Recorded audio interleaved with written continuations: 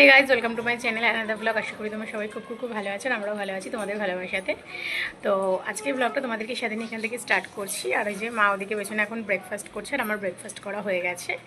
তো আজকের ব্লগটা আমার কাছে খুবই স্পেশাল। তার কারণ হচ্ছে আজকে আমাদের আর একটা ড্রিম সাকসেস হতে চলেছে।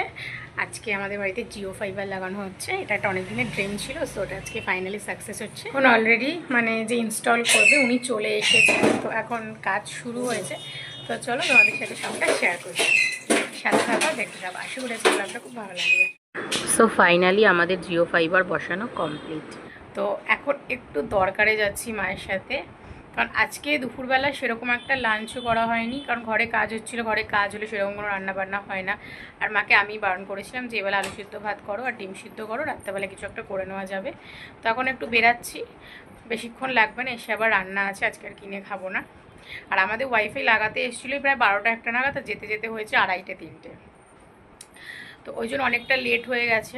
আর তারপরে একটু লাঞ্চ করে তারপর ঘরদোর পরিষ্কার করা হয়েছে, তারপর লাঞ্চ টাঞ্চ করে একটু রেস্ট নিচ্ছিলাম, উঠেই রেডি হলাম।